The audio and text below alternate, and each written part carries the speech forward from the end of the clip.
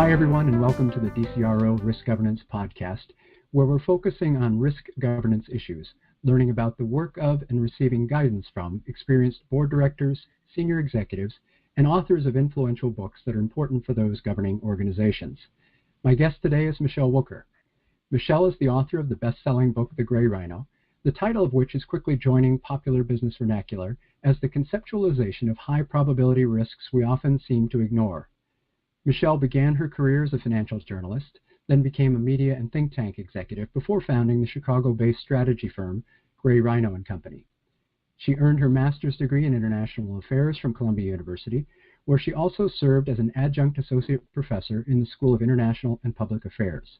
She has undergraduate degrees in French and policy studies from Rice. Among other honors, Michele has been recognized as a Guggenheim Fellow and as a Young Global Leader of the World Economic Forum. Welcome, Michele. Thanks for having me. Great to have you with us. Can you give our listeners a quick overview of the concept of a gray rhino? What is it, and how should boards of directors be thinking about these? Sure. Well, the gray rhino is a metaphor to remind us that we're much more likely than we think to take our eyes off of the big obvious thing in front of us and get trampled. It's intended to create an emotional connection.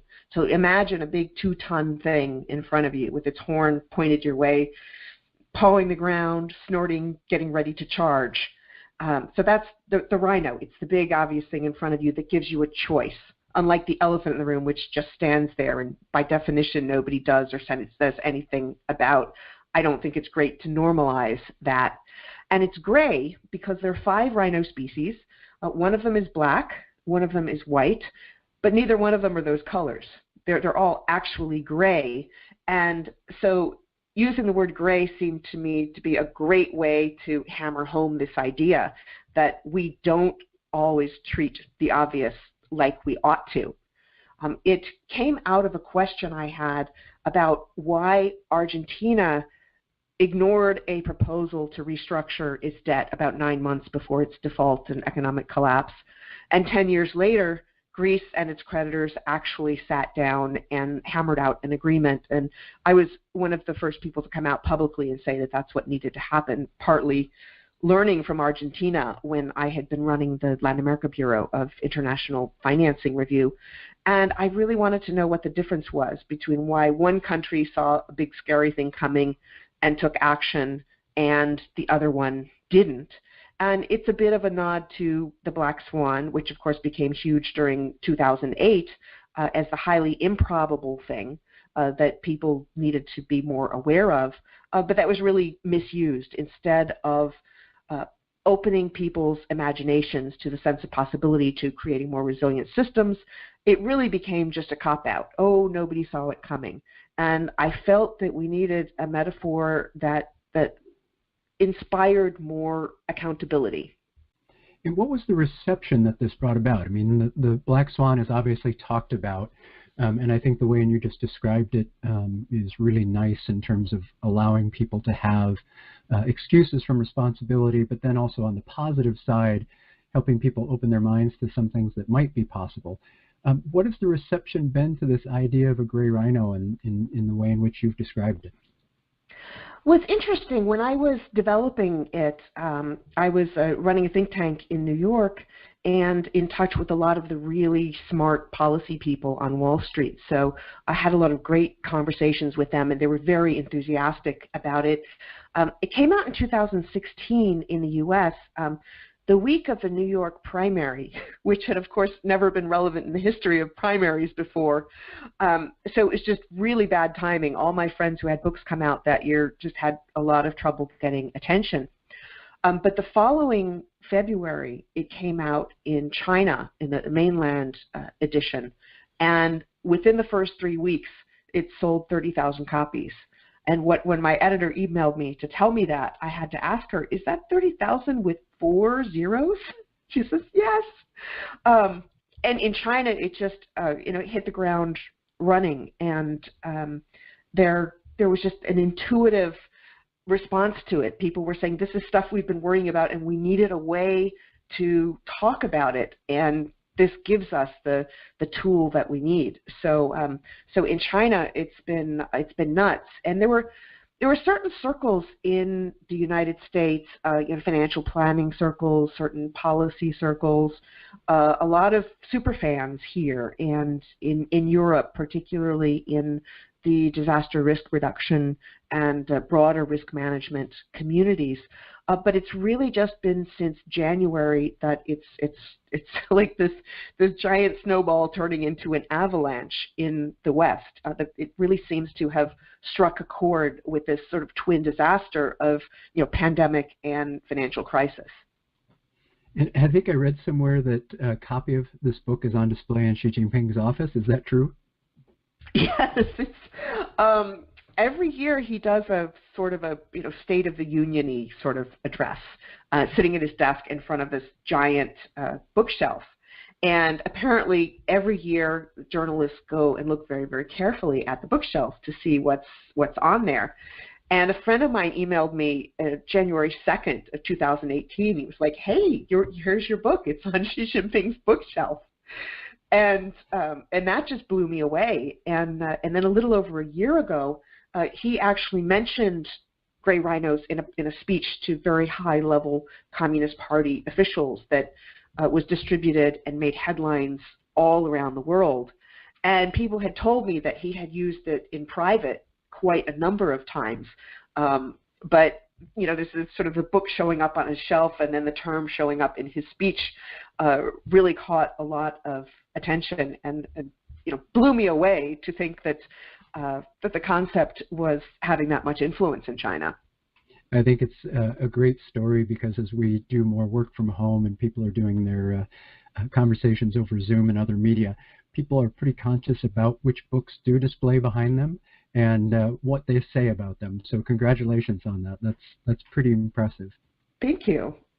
The somewhere, and I can't remember if you said this or someone else had said this about your book in China, that the concept of gray rhinos seem to fit in well with the Chinese approach to five-year plans. Is that a sense that you have too? Is there something about gray rhinos and thinking forward 5 years that people can take a lesson from in terms of just general board discussions about the future? Absolutely. Well, I think the process of thinking about the future, what are our goals, where do we want to get, what might happen, is such a useful process. And my friend Ann Lee, who's written a lot about China, has talked about how Chinese five-year plans are very, very different from the Russian ones of older days, which were really looked down on. And the Chinese ones are much more goal-oriented and have more flexibility in how to get there, where the Russian ones were more tactical and action-oriented. You will do these things, and there's no room for adjusting whether it works or not. And I feel like that process of looking forward is especially important when you come up against a situation that's not what you hoped for.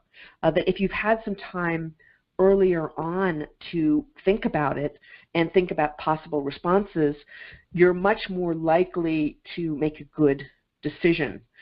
In the Gray Rhino, I go into 5 stages of a Gray Rhino event, and each stage has different obstacles and different opportunities, different reasons why we're not acting at each stage, and I go into more depth on how to act at each stage. And so if you get something that's unpleasant, people are likely to go right into the panic stage, which is where you're most likely to act. I actually did a speech about this in Norway using the Edvard Munch, the Scream painting as one of my slides. They loved that. But people are running around screaming, going, "Do something, anyone, just do something." But people are more likely to act in the panic stage, but they're also more likely to do the wrong thing. But if you've got a sketch of a plan set out ahead of time, you can shove that plan under the noses of the people who are supposed to be making the right decisions.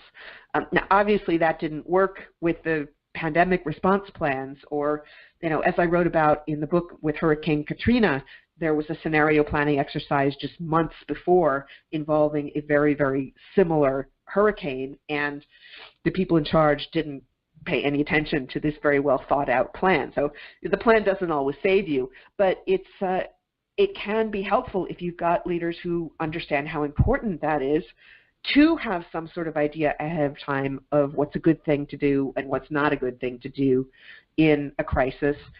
And I also think that looking forward, long-term thinking are so important for companies. You see so many headlines really lamenting the short-termism that has taken over corporate culture, and it's a big problem. Dominic Barton has talked about 75% of most companies' value is actually long-term. So you have boards in too many cases and CEOs making decisions that are destroying that long-term value. And I was just reading a couple days ago that a lot of companies are giving up on quarterly earnings estimates this quarter because they just have no idea. And that may actually be a good thing, and that they're starting to try to figure out what's happening beyond that. And by not looking so closely at the short term, you can actually make decisions that are much better for creating and retaining value in the company. Well, and I think there are a few things there that I want to comment on and come back to you about. The idea that an unexpected risk can create fear and then lead us to bad decisions is one that I think is extremely important for people to understand. Last week's guests on this podcast were Leo Tillman and General Charles Jacoby, who've written a book called Agility. And one of the things that General Jacoby talked about is this need to have thought things through in advance, but at the same time to distribute out the ability to take action. So in comparing and contrasting what I think I heard you say about Chinese 5-year plans versus Russian 5-year plans, it sounds very similar to what he had described. And then again, this notion that thinking about things that far forward can help prevent fear. But you also used the word culture. And culture is something that I believe in your book or other places I've read, you talk about how different cultures can respond differently to these fears or these gray rhinos that they see, where some might not even be afraid of it. Can you tell me a little bit more about that, and if you've done any thinking about developing that concept? Absolutely. Well, it's interesting that the gray rhinos, well, any rhinos, really are a two-sided horn, if you will, that they involve both a danger and a sense of possibility. You look at so many companies, particularly social enterprises or companies that are using human-centered design thinking, and what do they start out with? The question, what's the problem that needs to be solved, and how are we solving it? In that case, seeing a gray rhino is actually a way to create value. In other cases, if you see a gray rhino coming at your whole industry, if you're the one who sees it and recognizes it first, you've got an edge over your competitors. So the rhino really is value neutral, and I'm working for my next book on a lot of questions about culture and attitudes around risks. And in conversations with people from all walks of life about how they see risk, it's very interesting to see that some of them have an immediate negative association and some of them have an immediate positive association. And it's hard to kind of get to a Goldilocks level of risk. What's the right amount? Not too much, not too little, just the right amount, which is very, very hard to see. But coming at challenges and being able to see both what you want to avoid and what you want to run towards is such an important skill. And we're seeing some of it in the responses to the pandemic right now. Certainly in this sort of explosion of digital connectivity, in some of the conversations about how we might reduce commuting, all the time that's lost to commuting and traffic and the pollution that comes from that. So I think people are starting to think about some of the good things that can come out of a situation that undeniably is terrible for so many of us and a very, very difficult challenge. But you talk about silver linings. When you get a big disruption like this, it changes what you think of as possible. And if you can look at what you want the world to look like, a better new normal, instead of just going back to the way it was, it gives you a real advantage. Well, and that leads me to the book and a specific part of the book. When I was reading your book and I finished chapter 7, I remember emailing you right away to tell you how much I enjoyed that chapter. And then you've told me that a lot of people have told you that's their favorite chapter in the book. The chapter, I think, is called The Aha Moment. Can you talk a little bit about why you think that's such a standout chapter and why people have responded so positively to it? It's such a good question. I haven't got a good answer to the why, although maybe I do. It's that right now you're seeing so much attention to environmental, social, and governance issues, and the book is really becoming big in the ESG community. The vice chairman of Citigroup, Jay Collins, just mentioned Gray Rhinos in a speech on sustainable development recently at the United Nations. At a big conference that J.P. Morgan put together, also on ESG. The vice chairman of BlackRock also talked about the relationship between the Gray Rhino concept and climate pricing. So it's really, I think it's very useful to a lot of these ESG issues because they are big. They seem unmanageable. A lot of people say, well, I'm not gonna give up my SUV because it's not going to make a difference. And I think that we're seeing a big debate around particularly some of the environmental issues of who needs to do what. What do businesses need to do? What do governments need to do? What do individuals need to do? Some of that, I think, has to do with the increasing daily obvious impact of climate change. I live in Chicago, right by the lake, and I moved here in 2014. I have this great video of my dog, who was a little bit over a year old at the time, so of course, crazy idiot, running around on this dog beach near our house. And that dog beach doesn't exist anymore. It's under 15, 20 feet of water because the lake is at record highs because of rising sea levels. When water gets warmer, it expands. There are lots and lots of worries here about the eroding shoreline, and Chicago actually declared a climate emergency a couple months ago. And we see that all over the world with these increasingly damaging storms and floods and droughts and wildfires. I have a good friend in Australia whose family farm has been hit hard.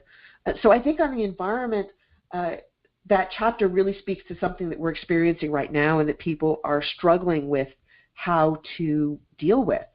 You looked at Davos this January, and that was the big conversation.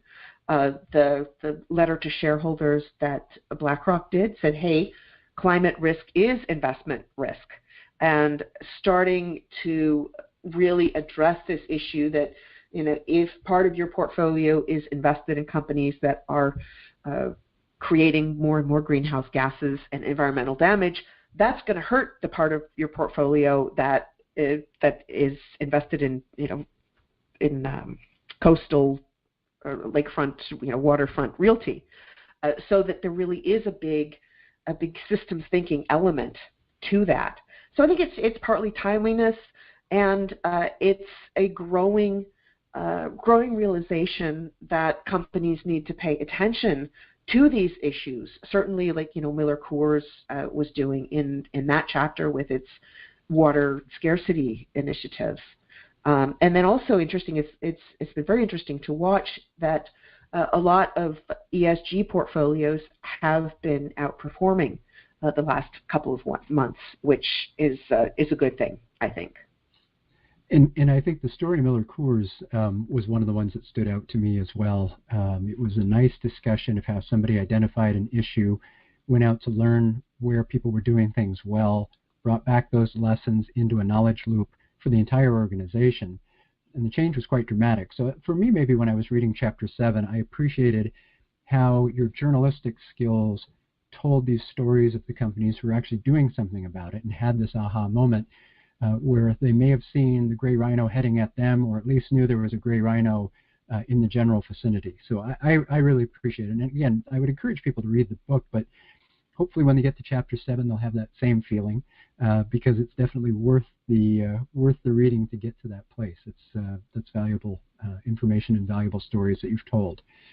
So I mentioned at the beginning that the company you run in Chicago now is a strategy-based company, and you work with executives. You have people think about these black swans where they say nobody could see something coming. But when you're going in to meet with a board member, for example, or a board as a whole, and you talk about these gray rhinos and this 5-year planning or any planning, one of the things you said earlier is that you can actually benefit from this. There's a concept of capitalizing on these clear risks that you identify. Could you, since most of our listeners are board members or prospective board members, can you take us through a conversation like that? What are the reactions you get, and what's the guidance that you give? A really big part of the guidance that I give is to flip backwards what a lot of risk management thinking is. And we've seen since the great financial crisis a huge proliferation of risk tracking tools. More than heat maps and risk rankings and trying to figure out the likelihood and the impact, and a lot of focus on the risks themselves, but not quite enough focus on how we respond to them. And not just a board member or chairman or even individual company, but everyone around them. I take a real systems thinking approach to how we respond and why we respond. I've got a 5-stage framework. It starts with denial, and once I realized that was the first stage, I ran out and got Elizabeth Kubler-Ross's book about death and dying, 5 Stages of Grief. And my 5 stages are somewhat similar, but not exactly. But I ask people to evaluate where they are in these 5 stages and where all of their stakeholders are, whether that's employees, suppliers, customers, relevant policy makers, shareholders, of course. The 5 stages are denial, which is what it sounds like, muddling, which is where you acknowledge the problem, but you're kicking the can down the road. You're coming up with 1,000 reasons why you can't fix the problem. The third one is diagnosis, where you flipped from why you can't to what does it take. And that stage is where you really look at this stakeholder analysis and you're asking who needs to do what to solve this problem and what does it take to convince them. And for a lot of boards and companies, that comes down to the metrics and the value proposition, and it's such an important stage. From there you go on to panic, which I talked a while ago about. What I like to recommend is that people create a sense of urgency before you get to the panic stage. And again, this goes down to looking at what motivates people, whether they're motivated more by risks or fears, whether they see change as a danger or an opportunity, and adjusting your messaging to what you think the people are going to respond to best. And then the final stage is action, which also is what it sounds like. It usually starts with a small group of people, or early adopters, influencers, who start acting. Often that early stage involves changing minds. But the question is, how do you amplify their work? How do you build on it? How do you add momentum? But then how do you track it? And how do you adjust things if you're not getting the results that you want? There's so many cases where there's a problem, there's a plan to solve it, people do whatever it is that they decided to do in their plan, and they don't come back to see if the plan is working well enough. So the discussion is usually around these 5 stages, sometimes more focused on one than another. But going through this, and particularly this question of what does it take with all of these different groups, gets you really surprising results. The one that I'm most proud of is a workshop I did right before Brexit. It was in May. I think that the vote was in June. And one of the people in the workshop that I did went back to London, went through the same process with her company, and she emailed me and she said, what we came up with was Brexit, And after the vote, obviously we weren't happy with it, but we had a plan, we had a strategy. We weren't feeling completely panicked and freaked out because we had a clear mind about it. So I was so proud about that.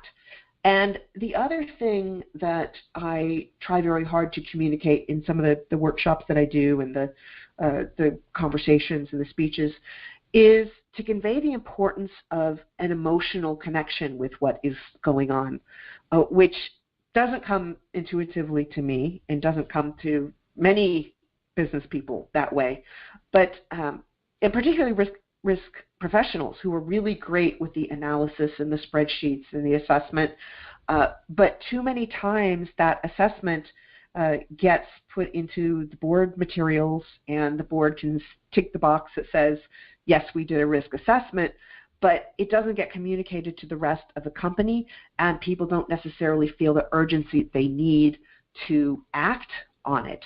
And so that's the other benefit of the Rhino. There's been a number of presentations where I've shown a video of a Rhino charging at the audience, and if it's a big enough room, it's incredible to hear this collective gasp, which is exactly the reaction I want. If you envision your problem tattooed across the forehead of a Rhino, and that gives you something of the emotional connection that you need. And it's important that all of your stakeholders are engaged emotionally as well. And I think that's really interesting because it's almost an involvement and an ownership that you get with that emotion. So you talked earlier about the emotion of fear, and maybe that drives us to make bad decisions. This emotion of engagement and ownership, I think, makes us more thoughtful and more caring in what we do in the boardroom. So I'm glad you brought that up. I really like that. You had mentioned systems thinking, and I have a guest coming on in a little over a month, Art Madden, who has a book coming out in June called Value Creation Principles. And his mindset sounds so similar to some of the things that you've said about this loop and this process that you've gone through. So I'm glad to see so many people coming with these ideas, and I hope it has this positive influence. You talked about early adopters, and maybe that's what's happening here, is that people are starting to understand the concepts you're bringing forward and he's bringing forward, and maybe we'll see even better use of risk and planning because of that. So, huge fan of his work. I really appreciate you putting him on my radar. He's doing great stuff. Bart's a very interesting guy, and I'm looking forward to the book coming out. I saw an early version of it, and it should be out, I think, the middle of June. So that's about the time we're going to have him on this podcast. Okay, I'm going to throw a really difficult question at you, even though we only have about 2 minutes left, and I don't expect you to have an answer, but I'm interested to hear your thought process on this. Somewhere else you had talked about this idea of gray rhinos butting horns or competing gray rhinos that confront you at the same time. That's going to be something that happens in the boardroom, but globally right now, and it's certainly a hot topic here in the U.S., these butting horns of gray rhinos about choice around the pandemic. If we open up, quote, open the economy, we know with certainty there are going to be more deaths from COVID-19.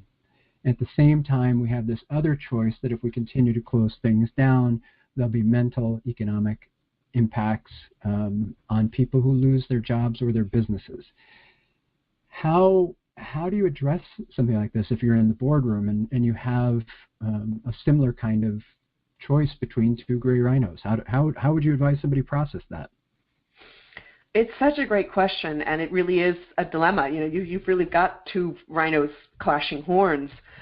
Although I think some of it you can get past by being smarter about how you open the economy. My friend Jeremy Howard's been doing a lot of work with his Masks for All movement, saying that once you get critical use of masks, it lets you do things that you couldn't do otherwise. In Illinois, we're talking about how to open up, and it's been interesting. The governor's come up with different plans for different parts of the state with different metrics. Certainly it doesn't make sense to have the same policy for dense Chicago as it does for more rural areas. But what I think is important about that is that there are metrics that each place has to hit.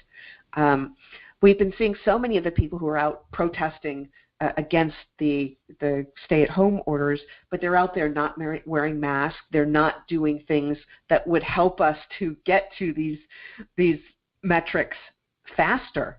And so it adds some responsibility. That, hey, if you're doing your part to reduce transmission, then we can open faster. So sometimes it involves being much more surgical about your responses, and once you do that, you realize that there's not necessarily as much of a clash between two different goals as there was when you look at the two different goals at a much higher macro level.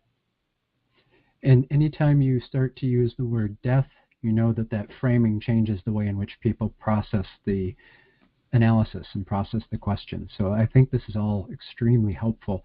30 minutes goes by way too quickly when I'm talking to somebody like you. So I appreciate your time and your insights on this. As I mentioned, Michele's company is called Gray Rhino and Company. They're based in Chicago, but Michele's a global citizen. And Michele, I'll just say thank you so much for joining us today. It's a real pleasure to spend time with you. It was great to talk with you as well. Always such a thoughtful conversation. Thank you for making me part of this.